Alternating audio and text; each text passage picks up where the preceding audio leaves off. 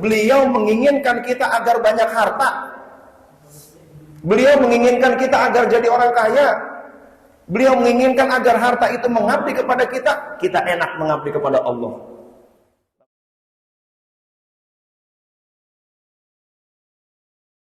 Di dalam kitab Miftahus Sudur, Pangarsa Abah mengutip quote dari Syekh Abdul Qadir Jailani. Beliau berkata, wa kanal malu khadimaka wa anta khadimul maula. Quote ini juga pernah disampaikan oleh Pangarsa Abah dalam ceramah beliau. Wa kanal malu, adapun harta, khadimaka, mengabdi kepadamu. Wa anta, sedangkan kamu, khadimul maula, mengabdi kepada Allah Subhanahu wa ta'ala. Settingannya begitu. Jadi Syekh Abdul Qadir Jailani menyebutkan harta mengabdi kepadamu. Kalau disebutkan harta mengabdi kepadamu, berarti hartanya kira-kira ada apa enggak? Ada ya. Makin banyak harta, makin banyak yang ngabdi kepada kita. Nah itu kan, harta mengabdi kepada kita. Wa anta khadimul maula, dan kamu mengabdi kepada Allah Subhanahu wa ta'ala. Jangan dibalik. Kita mengabdi kepada harta, bukan begitu ya? Tapi harta mengabdi kepada kita. Saya sampaikan dulu hadis yang terkait ini. Allah berfirman di dalam hadis qudsi. Qala Rasulullah sallallahu alaihi wasallam, qala Allah Ta'ala, ya dunya man khadamaki fastakhdimihi wa man khadamani fakhdumihi. Artinya, wahai dunia, kata Allah, man khadamaki, siapa yang mengabdi kepadamu, fastakhdimihi, perbudaklah dia. Masya Allah. Kalau tujuan kita harta, apa-apa harta, dikit-dikit harta, sistem nilainya harta, ukuran-ukuran harta, pokoknya apa-apa dinilai dari harta, fastakhdimihi, perbudaklah dia. Nah, dikit-dikit dunia, semua harta. Dunia melulu, harta melulu, gitu ya. Sehingga kehidupan akhirat terlupakan. Nah, itu kan. Itu ketika kita dunia mulu, dunia dijadikan segala-galanya, maka perbudaklah ia, kata Allah. Maka tidak heran orang yang menjadikan dunia segala-galanya, dia diperbudak oleh dunia. Ibadah nggak bisa, manakib nggak bisa, hataman nggak bisa, zikir nggak sempat, sholat asal-asalan. Ya Allah, ini diperbudak nih. Ngaji boro-boro. Nah, ini namanya diperbudak oleh dunia. Kenapa? Dunia dijadikan segala-galanya, dia mengabdi kepada dunia. Tetapi Allah berfirman di dalam hadis qudsi itu, wa man khadamani, siapa yang mengabdi kepadaku, kata Allah, fakhdumihi, wahai dunia, mengabdilah engkau kepadanya. Tuh. Jadi dunia mengabdi kepada orang yang mengabdi kepada Allah. Diperbudak dunia atau dunia jadi budak kita? Pengen mana? Satu, diperbudak dunia. Dua, dunia jadi budak kita. Pengen mana? Dunia jadi budak kita yang kedua ya.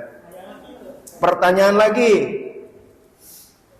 Pengen capek-capek ngejar-ngejar dunia atau dunia ngejar-ngejar kita? Dunia ngejar-ngejar kita.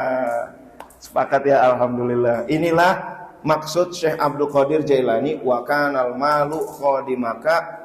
Harta itu tunduk kepadamu. Harta itu mengabdi kepadamu. Harta itu melayani kamu. Kamu mau ke Suryalaya, harta yang layani. Kamu mau ngaji, harta melayani. Kamu mau khidmah, harta melayani. Kata harta seakan-akan, bos, siap bos. Kamu mau apa? Aku mau silaturahim ke Suryalaya. Siap, kata harta. Apalagi bos? Saya ingin bangun ini. Siap, kata harta. Apalagi bos? Saya ingin berangkat haji. Siap, kata harta. Gitu kan? Harta tunduk kepada orang yang tunduk kepada Allah. Nah, hadirin dan hadirat yang dimuliakan oleh Allah Subhanahu wa ta'ala. kembali kepada kata-kata Syekh Abdul Qadir Jailani. Maka di dalam kata-kata tersebut Syekh Abdul Qadir Jailani menyebutkan harta. Wa kanal malu khadimaka wa anta khadimul maula. Harta mengabdi kepadamu, kamu mengabdi kepada Allah. Mengabdi itu caranya banyak. Ada yang dengan pikiran, ada yang dengan ilmu, ada yang dengan harta, ada yang dengan tenaga, ada yang dengan apa lagi tuh? Doa, begitu kan? Nah, makin banyak variabelnya, makin banyak yang kita jadikan alat untuk mengabdi kepada Allah Subhanahu wa ta'ala. Yang diinginkan Syekh Abdul Qadir apa? Kita enak-enak ibadah kepada Allah. Kita bisa hataman, kita bisa manakib, zikir jahrinya lancar, qiyamul lail lancar, zikirnya diperbanyak, banyak di atas sejadah, banyak sujud kepada Allah, harta sujud kepada kita. Itu yang diinginkan Syekh Abdul Qadir. Alhamdulillah. Caranya bagaimana? Oke. Caranya Robert Kiyosaki, cek 123.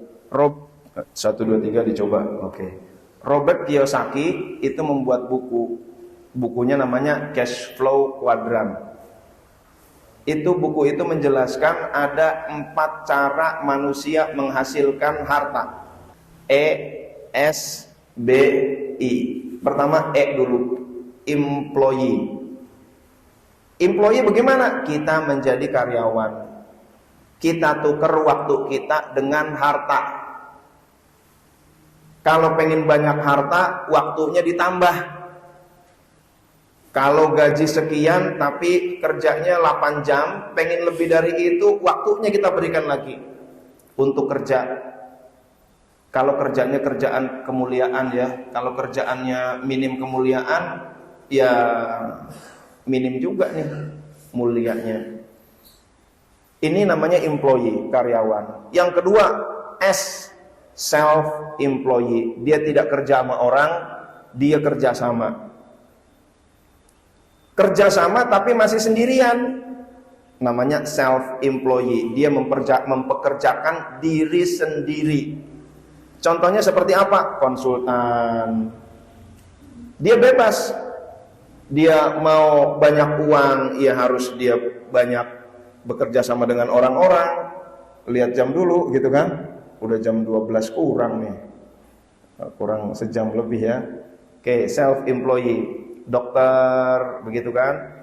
Dia mempekerjakan diri sendiri dengan skill yang dia miliki. Dia mau males, mau rajin, terserah dia. Maka dia tukarkan waktu dan skill, ditukarkan dengan uang. Yang ketiga, B, bisnis. Dia nggak lagi menukarkan waktu dengan uang, nggak ada hubungan waktu dengan uang. Saya waktu 8 jam sama dengan 8 juta, saya waktu 12 jam sama dengan 12 juta, nggak begitu kalau bisnis. Tapi dia berdayakan orang-orang. Nah itu, dianya main game, kalau orangnya pemain game. Tetapi kalau orangnya ahli TKN, ikhwan TKN, dia berdayakan orang-orang, dia zikir ribuan. Masya Allah. Dia lama-lama dalam qiyamul lail. Lalu hartanya dari mana? Hartanya dari orang-orang yang dia pekerjakan, bisnis. Maka dia mendapatkan harta melalui orang lain dengan mengorganisasi. Yang ke berapa ya? Bisnisnya ke berapa tuh? 3, betul. Yang ketiga adalah bisnis memanfaatkan atau bekerja sama dengan orang-orang untuk menghasilkan harta. Harta ini jangan dianggap buruk dulu. Syekh Abdul Qadir menyebutkan harta agar mengabdi kepada kita. Kita mengabdi kepada Allah. Nah, bagaimana caranya? Caranya bukan employee menjadi karyawan. Caranya bukan self-employee mempekerjakan sendiri karena waktu habis nih, susah. Kecuali, ada kecualinya. Dia memang kerja dalam rangka mengabdi kepada Allah. Ya Allah, aku kerja di bidang ini. Aku sebagai audit, saya ingin mengabdi kepada Engkau ya Allah. Dengan pekerjaan ini aku ingin menjaga agar orang-orang tidak melakukan penyalahgunaan. Ya Allah, aku bekerja sebagai marketing. Kalau aku bekerja sebagai marketing di perusahaan ini ada 1.000 orang, ya Allah. Kalau aku nggak marketing, dapat project dari mana, ya Allah? Itu 1.000 orang kan keluarganya 1.000 kali anggota keluarga, anak-anak yang makan banyak. Ya Allah, biarkan aku berjuang supaya mereka bisa makan. Nah, ini juga mengabdi juga kepada Allah. Mengabdi kepada Allah melalui kerja. Tapi mengabdi kepada Allah melalui ibadah mahdhah susah. Berangkat pagi pulang malam sampai rumah udah capek, qiyamul lail alasannya capek. Dikir banyak nggak bisa, dikirnya lagi-lagi 3, lagi-lagi 3. 165 aja udah bagus banget. Ini belum yang dimaksud Syekh Abdul Qadir. Maksud Syekh Abdul Qadir kita berlama-lama dikir, ribuan kali, enak. Kenapa? Harta udah ngalir sendiri. Nah, begitu maksud Syekh Abdul Qadir. Dalam kata lain, dengan kata lain, beliau menginginkan kita agar banyak harta. Beliau menginginkan kita agar jadi orang kaya. Beliau menginginkan agar harta itu mengabdi kepada kita, kita enak mengabdi kepada Allah. Tapi kalau berangkat pagi, pulang malam, kita kerja sama orang lain, mau zikir banyak, susah, gitu kan? Ya Allah, maka mudah-mudahan nih orang-orang yang diabdi oleh dunia, amin. Sementara kita asyik mengabdi kepada Allah Subhanahu wa ta'ala. Ini paling enak begini nih, kata Syekh Abdul Qadir gitu ya. Kita asyik zikir ribuan, kita asyik sujud di atas sejadah, kita asyik khataman berpanjang-panjang. Pipa harta mengalir kepada kita. Alhamdulillah. Inilah yang dimaksud Syekh Abdul Qadir Jailani. Oke, B, bisnis. Lalu yang keempat, I adalah investor. Dia udah nggak lagi mengelola bisnis itu. Ini khusus orang yang uangnya super banyak. Sebenarnya bukan super banyak juga. Dikit-dikit kita investasi, lama-lama jadi banyak. Nah, gitu ya. Lalu investor, dia udah nggak ngurusin orang, udah nggak ngurusin bisnis, dia beli bisnis orang lain. Orang lain punya bisnis apa? Kekurangan modal untuk scale up, untuk skalanya diperbesar. Oke, perlu modal berapa? 1M. Nih 1M. Udah gue tidur aja ya, lu yang pusing. Begitu kan? Nah, investor ini lebih dahsyat lagi. Untuk diabdi oleh dunia, kita mengabdi kepada Allah. Dia nggak pusing, yang pusing pengelolanya. Ini namanya harta mengabdi kepada kita, kita mengabdi kepada Allah. Kira-kira yang begini enak apa? Enak banget. Enak banget, yang pusing orang lain. Sementara kita fokus, ilahi anta maqsudi waridhoka matlubi a'tini mahabbataka wa ma'rifataka. Tugas kita tinggal munajat kepada Allah, asik-asik dikir. La ilaha illallah, la ilaha illallah, la ilaha illallah. 1.000 terus, la ilaha illallah. 2.000, la ilaha illallah. 3.000, 4.000, la ilaha illallah. Selesai dikir hataman lama, asik. Lo kok berjam-berjam? Ente mah kagak cari duit, yang nyari orang lain, gitu kan? Ya, ente kagak nyari duit, yang nyari biar saham saya, yang mencarikan uang buat saya. Udah, saya dikir aja sama Allah. Masya Allah. Enak gak kira-kira begitu? Enak, alhamdulillah. Nah, hadirin dan hadirat yang dimuliakan oleh Allah, lalu gimana caranya biar bisa begitu? Nah, itu dia nih masalahnya. Nyengir dah kita. Ya Allah, hadirin dan hadirat yang dimuliakan oleh Allah, pertama kita cita-citakan dulu. Cita-citakan dulu. Jangan belum apa-apa keyakinannya udah salah. Percuma lah saya bisnis. Kenapa? Saya ini kayaknya nih pori-porinya udah jelas pori-pori miskin, gitu kan? Ya belum apa-apa keyakinannya udah miskin. Kayaknya orang kaya saya nggak bakal kaya. Saya udah pernah bisnis gagal maning. Prepare kiason. Jangan-jangan udah saya ditakdirkan jadi orang miskin aja dah. Ya, ini keyakinannya udah salah duluan. Kata Allah, ana inda dhanni abdi bi wa ana ma'ahu idza dzakarani. Aku tergantung prasangka hambaku terhadapku, dan aku bersama orang yang zikir kepadaku. Kalau hambaku berprasangka dia bakal miskin terus sepanjang masa, kata Allah, oke lah kalau begitu. Kalau hambaku berkata kayaknya saya nggak bakat bisnis, kata Allah, oke lah kalau begitu. Aku jadikan nggak bisa bisnis. sesuai. Kenapa kamu salah sendiri? Kenapa berpikirnya begitu? Aku kan maha kaya, kata Allah. Aku maha kuasa. Aku bisa aja membolak-balikan kondisi seseorang dari miskin jadi crazy rich. Nah, Allah maha baik, Allah maha kuasa, Allah maha kaya. Maka jangan kecilkan Allah. Kayaknya nggak mungkin saya, nggak mungkin saya kayaknya jadi investor, nggak mungkin saya kayaknya jadi pengusaha. Itu Ustadz ngomong doang, bacot doang tuh gitu kan. Kayaknya nggak mungkin dunia mengabdi kepada saya. Kita mengecilkan kekuasaan Allah. Namanya kita suudzon kepada Allah. Kalau kita katakan nggak mungkin saya, berarti kita suudzon kepada Allah bahwa Allah ini terbatas, bahwa Allah nggak bisa. Ya Allah, na'udzubillah min dzalik. Saya mau tanya, suudzon kepada Allah akhlak baik apa akhlak buruk? Akhlak buruk. Jangan sampai suudzon kepada Allah. Yakin? Nah, begitu kan? Nggak bakal bisa kayaknya. Saya kayaknya begitu. Ya, dianggapnya Allah nggak maha kaya. Dianggapnya Allah nggak bisa dalam waktu singkat mengubah nasib kita dari employee ke investor, gitu ya. Yang penting keyakinan dulu pertama. Kenapa? Ada sebuah buku.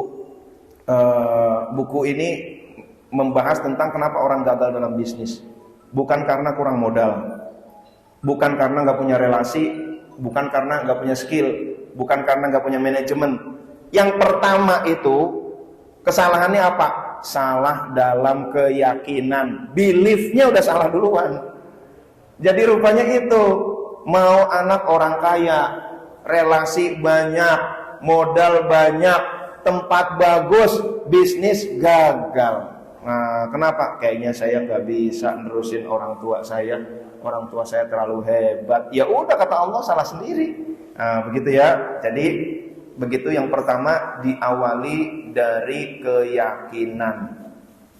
Yakinlah bahwa insya Allah kita bisa menjadi orang kuat. Amin ya rabbal alamin.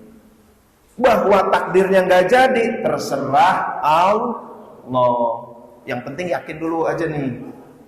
Habis yakin, terima. Allah mau kasih berapa rezeki, alhamdulillah. Mau jadi orang kaya, alhamdulillah. Jadi investor, alhamdulillah. Jadi pengusaha, alhamdulillah. Begitu. Yang penting yakin dulu.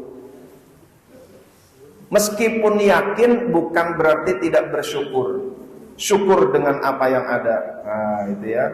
Ini yang pertama, yakin dulu. Yang kedua, gaya hidup. Ini kadang-kadang masalahnya bukan kebutuhan hidup yang bikin orang kurang. Gaya hidup. Nah, lifestyle. Penghasilan segini, gayanya segini.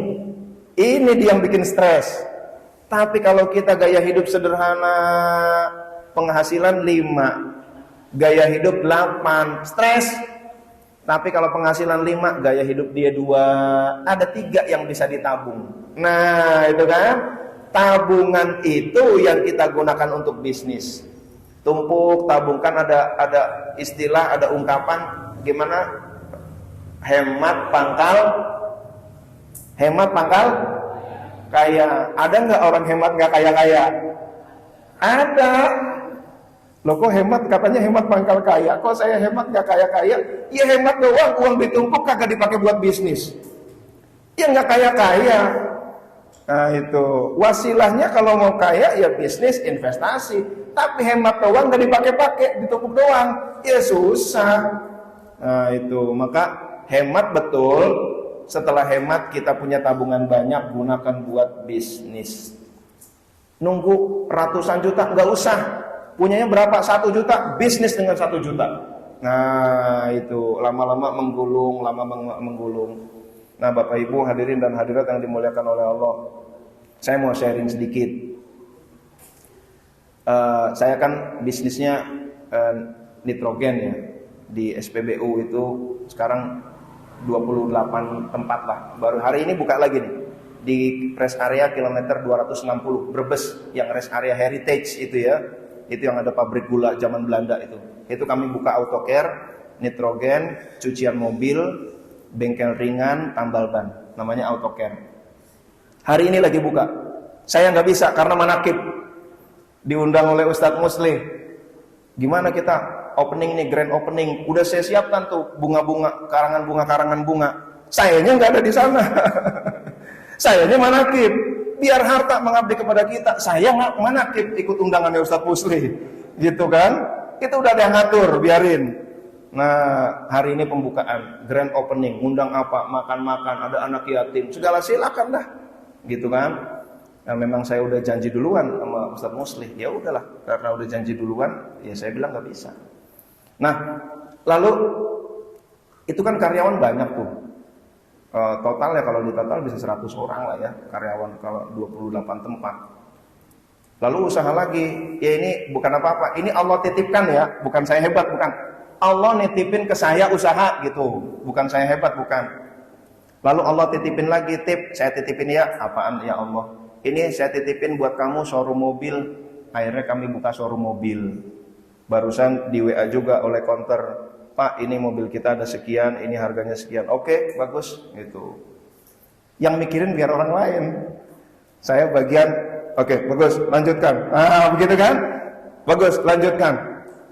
Hadirin dan hadirat yang dimuliakan oleh Allah, kalau di cerita bisnis properti juga. Saya menyewakan properti juga beberapa itu ya.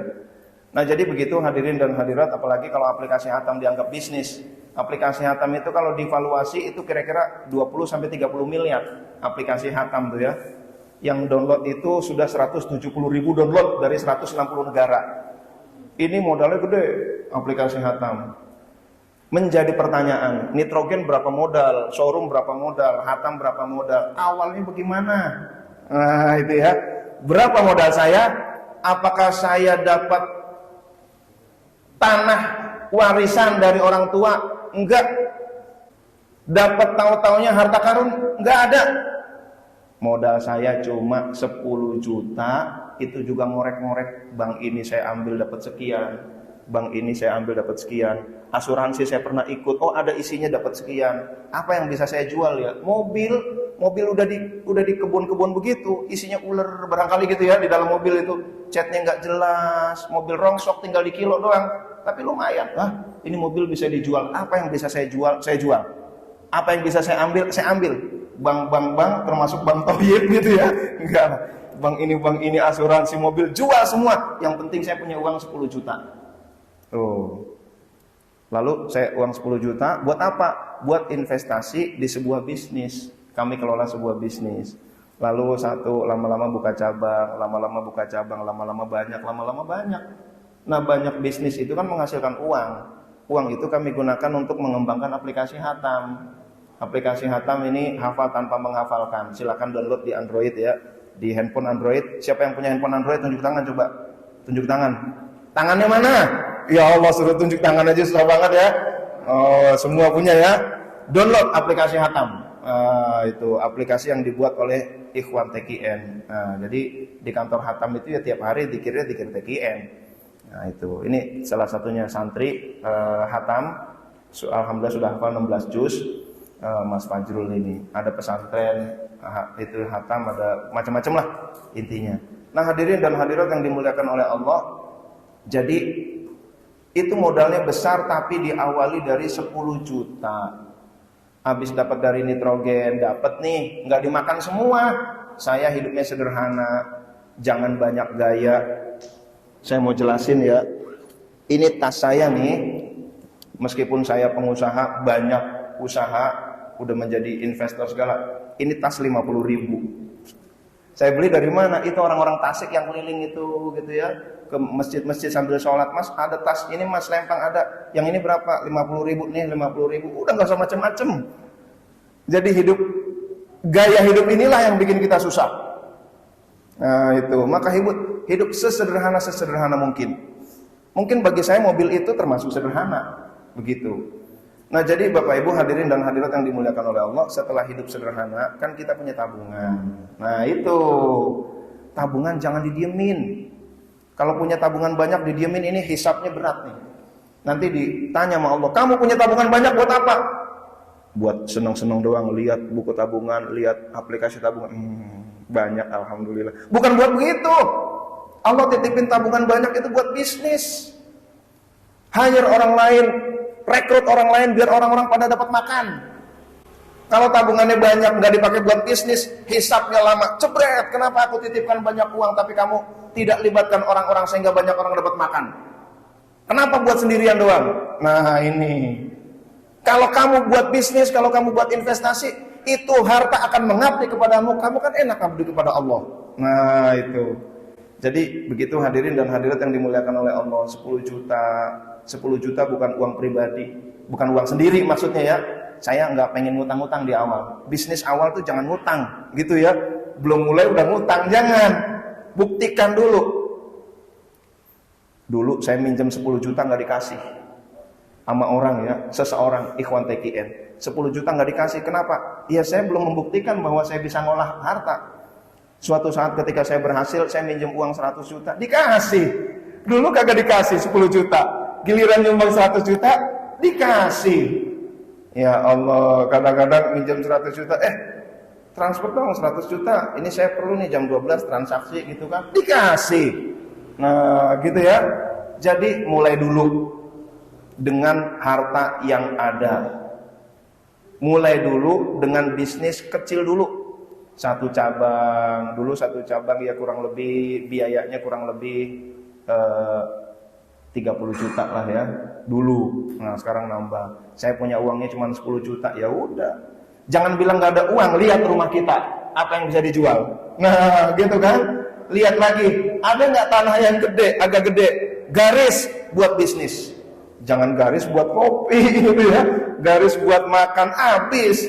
Mana yang kita kira-kira bisa Allah titipkan? Mana harta yang Allah titipkan kepada kita? Nah, tapi meskipun begitu, Bapak Ibu, yang penting itu hidup sederhana dulu. Masih hidup sederhana. Saya biasa makan satu piring berdua sama istri. Nah, itu istri saya ajak gitu ya. Dari dulu ya sederhana, tapi dengan begitu alhamdulillah jadi bisa nabung. Lalu bisnis buka satu, lama-lama ada untungnya, tambah lagi 2, tambah lagi lama-lama jadi banyak. Hasil ada untung bikin bisnis lain. Punya uang cash, habis jual rumah, ada uang, habis jual rumah. Taunya ada orang datang, kita mau bisnis nih, showroom, gimana? Gimana bisa nggak kita kerjasama? Dalam hati, Allah habis ngasih uang sama saya, uang cash. Ini nggak boleh nih, uang cash banyak-banyak. Kadang-kadang saya di rekening saya tinggal 2 juta. Tinggal 2 juta.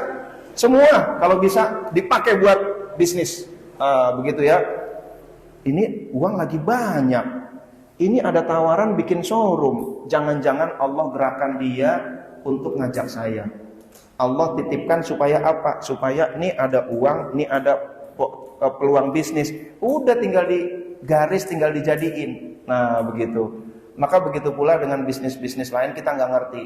Yang namanya keberuntungan itu kesempatan bertemu dengan kemampuan. Ada orang mampu, kesiapan berjumpa kesempatan. Ada orang yang siap tapi nggak ada kesempatan. Giliran datang kesempatan, kesiapannya nggak ada. Nah, usaha nitrogen dari mana? Orang juga datang, Ustadz saya mau usaha nitrogen. Terus dia cerita begini, saya nggak punya duit, tapi saya nggak, saya aja nggak punya duit, boro-boro. Jangan main tolak dulu, tak dulu. Kira-kira saya punya duit apa enggak ya, gitu ya. Jangan-jangan Allah gerakan dia untuk menawarkan bisnis itu ke saya. Ini Allah nih, gerak Allah nih hakikatnya nih. Nah itu, yang nawarin bisnis ke saya siapa? Apakah teman akrab? Bukan. Apakah ikhwan TKN? Bukan ikhwan TKN. Apakah teman lama? Enggak, baru kenal kemarin. Saudara enggak? Bukan. Yang nawarin, tau-taunya nawarin saya juga bingung. Kenapa nawarin saya? Kan akrab juga enggak. Kenapa nawarin saya? Kan saya enggak punya duit. Kenapa nawarin saya? Saya bukan pengusaha. Kenapa saya ditawarin? Tapi pas ditawarin, ya Allah, ini ada hikmah apa? Jangan-jangan ini engkau yang menggerakkan ini, ya Allah. Dipikir-pikir, perlu modal mana gitu ya. Saya jalan-jalan. Mobil itu bukan ada depan rumah saya, bukan. Saya harus ke kebun dulu. Nah, ada tuh mobil bisa dikilo, begitu kan? Jadi begitu Bapak Ibu. Saya ya begitulah, motor juga cuma motor tua saat itu. Tapi jangan bilang nggak ada modal. Lihat di rumah kita, apa yang bisa kita jual, gitu ya. Habis ini pada jual rumah lagi. Nah, begitulah hadirin dan hadirat yang dimuliakan oleh Allah Subhanahu wa taala. Allah sudah titipkan harta kepada kita, melek nggak kita? Allah sudah titipkan orang-orang yang memberikan ajakan-ajakan bisnis kepada kita, melek nggak dengan ajakan Allah itu? Nah, itu. Lalu lama-lama kalau udah bisnis, tapi ya jangan lupa, ini semua titipan, bukan untuk kita sendiri. Maka saya tetap hidup sederhana. Karena apa? Ini nanti dihisap semua nih. Banyak ini dihisap. Latif, kamu aku titipin ini buat apa? Wah, ini buat senang-senang saya sendiri aja Allah. Yang penting makan enak, tidur di hotel, jalan-jalan mulu, ceder, begitu kan? Wah, disahabat saya di akhirat. Tapi buat apa? Ngembangin hatam ya Allah. Buat apa lagi? Ngopeni tunanetra ya Allah. Tunanetra itu ada 600 yang kami bina, alhamdulillah. 600 awalnya dibina Al-Qur'annya, lama-lama ilmunya, lama-lama talqin, lama-lama ngajak zikir. Mudah-mudahan suatu saat tunanetra kita berangkatkan mungkin beberapa bis ke Suryalaya. Amin ya rabbal alamin. Mulai ada satu tunanetra, kita ajak dulu ustadznya. Ustadz, nanti kita dikondisikan. Nah, begitu Bapak Ibu, harta yang Allah titipkan bukan untuk sendiri. Jangan katakan Allah nggak nitipin apa-apa kepada kita. Allah maha baik. Lihat rumah kita, apa yang Allah titipkan kepada kita. Jangan katakan Allah nggak memberikan solusi. Bisa jadi kita doa, didatangkanlah orang memberikan solusi kepada kita, cuman kita kadang-kadang nolak itu solusi yang Allah titipkan melalui orang-orang. Nah, maka buka mata kita, buka, lihat peluang-peluang bisnis, lihat titipan Allah yang ada di rumah kita, gunakan untuk bisnis, mudah-mudahan menghasilkan, dan harta itu mengabdi kepada kita, kita mengabdi kepada Allah. Kalau udah jadi investor, dikir 5.000 enak, tenang gitu kan? Tenang, kenapa? Udah ngalir. Mau nyumbang manakib enak, mau bangun majelis dikir enak, beasiswa orang enak, begitu kan? Nah, alhamdulillah. Nah, demikian dulu Bapak Ibu hadirin dan hadirat, renungan dari quote Syekh Abdul Qadir Jailani, wa kanal malu khadimaka wa anta khadimul maula. Adalah harta mengabdi kepadamu dan kamu mengabdi kepada Allah. Supaya enak mengabdi kepada Allah, pastikan harta mengabdi kepada kita.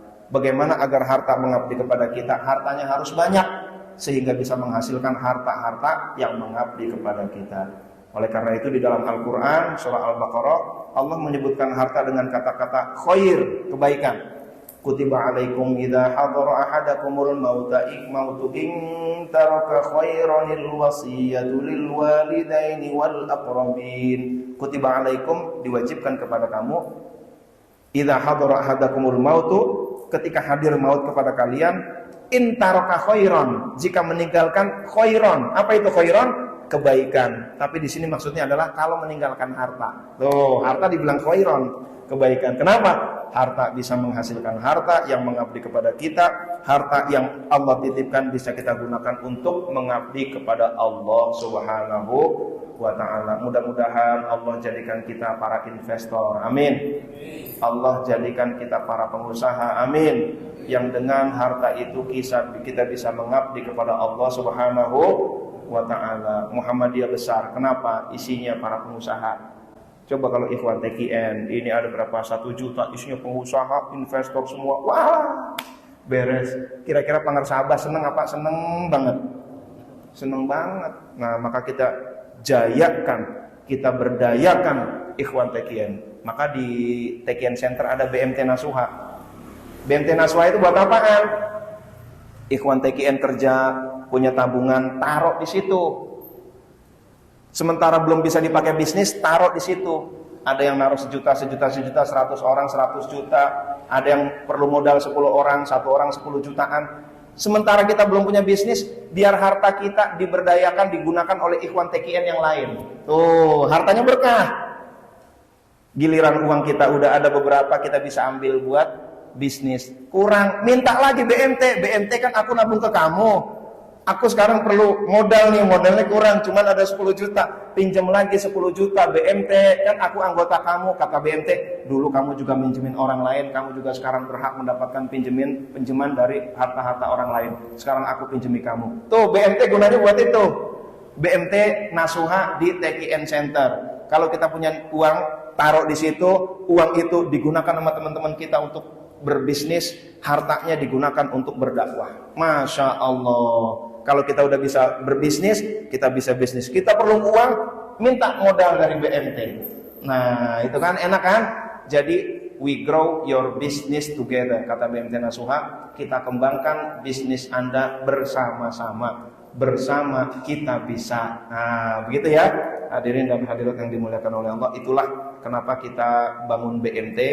Di BMT juga ada grup-grup pengusaha, ada supplier, lalu ada yang menggunakan, bertemulah di situ antara kontraktor dengan supplier bahan baku, katakanlah begitu ya, antara catering dengan pengusaha logistik, pengusaha berasnya, antara travel dengan pengusaha yang lain. Nah, jadi kumpul. Jadi kumpul jangan cuma manakib doang, ngobrol bisnis, kerja sama bisnis.